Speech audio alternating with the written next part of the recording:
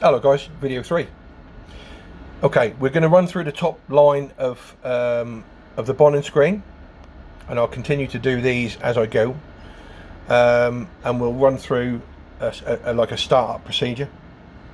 We've already done the scams, and we've already done the bonding safety system. We've done the startup system, and now we're going to run into the propulsion and steering side of it. As per usual, I'll get my ugly mug off here. Okay, as we've seen before, we've got the engine status screens, whether it's analog gauges, barographs or bar graphs, and digitals.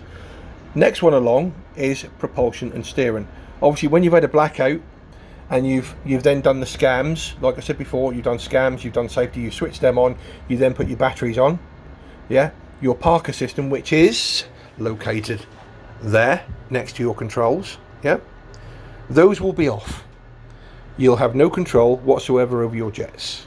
So your next one is to go to propulsion and steering. So push that one, then you turn on your Parker systems mains, port and starboard. You then put your mains, these are your interfaces for port and starboard. You then do your backups, port and starboard, or your primaries, and then your secondary interfaces on them as well. Switch on your interceptors, okay, because you're 99% of the time you will get an alarm because they're not on, okay, and that alarm will come on your Parker system. You might be lucky and it might not happen. Now, a tip for the Wanderer, doesn't happen very much on the West Inder, but for the Wanderer, sometimes when you fire all these up, you switch all these switches on, you'll have an alarm going off on the Parker system over here.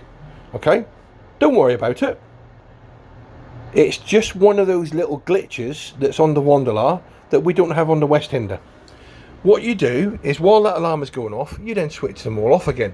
Okay, switch all of them off, which is what, 2, 4, 6, 8, 10. Switch those 10 switches back off, leave them off for a couple of seconds, just like a computer, and then switch them all back on again. And keep doing that until that alarm stops. It will stop. It might take 1, might take 2, might take 10 attempts, but then that will clear. I don't know what it is, but it's a glitch. Okay, that's your Parker system.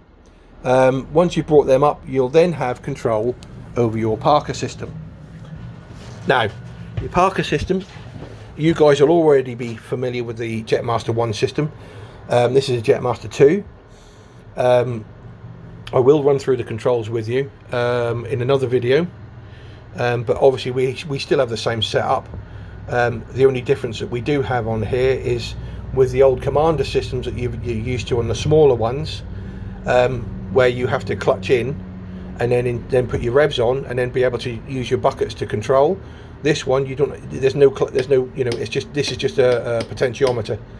Okay, when you clutch in, as if you were going to clutch in with your commander system, all it is those 2 green buttons there.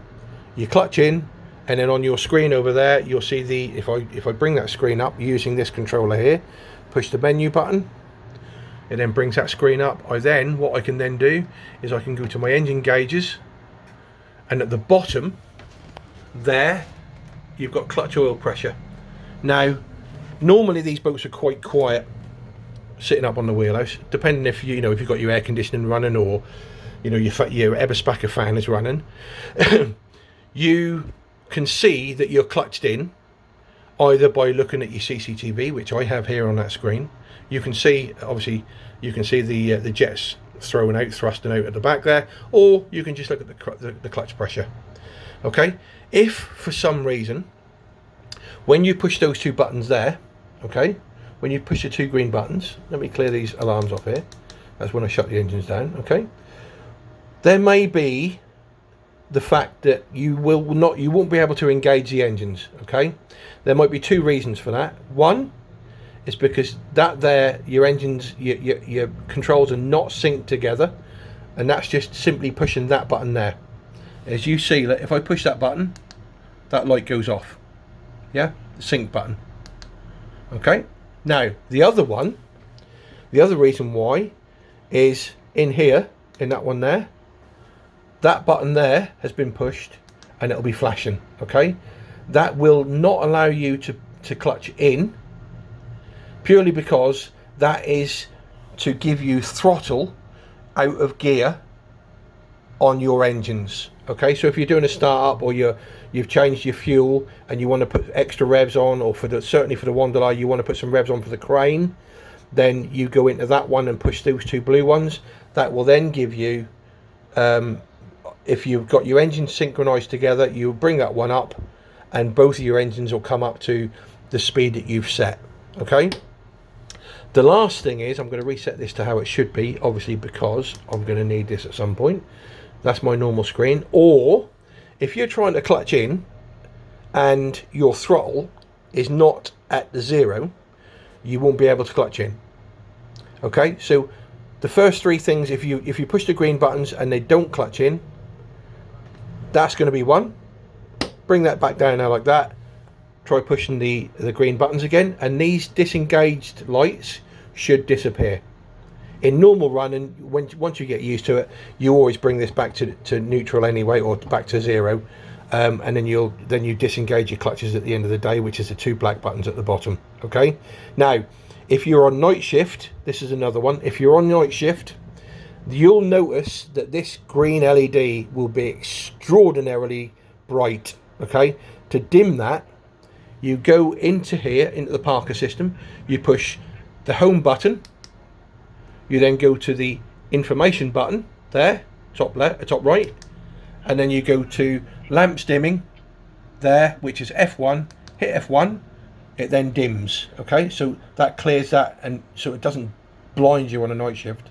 Okay, and then of course what you do then is you push the home button again, yeah, and F4. F4 will then bring up your normal vector X's for your normal running. Okay, what I normally do is I have that one on dark and then have this one on normal, because this one isn't normal. That's your primary system one there. That's obviously the secondary one, but we always run on secondary because the primary systems on these are very, very jerky, and we are all used to a secondary system, which is throttles, buckets and steering. Okay, if you want me to run through another video with the other ones, guys, I will do. Just request it and I'll try and do it for you. That is what I can tell you really on that one. When it comes to calibrating, the best thing you need to do would be to call me, because that is a very in-depth job to do, to be fair. Okay, so obviously once you jump on the boat, your engines are fired up, you give them 5 minutes to warm through. Make sure your engine room fans are on, which I'll do on another video here later on. But basically all you got to do is, when you're ready and your crewman's ready, you push the green buttons, and like I said, if those disengages there don't disengage, then there's one of 3 problems. I've already explained that to you. Sort them out. If that doesn't work, then you need to shut down and restart your Parker system.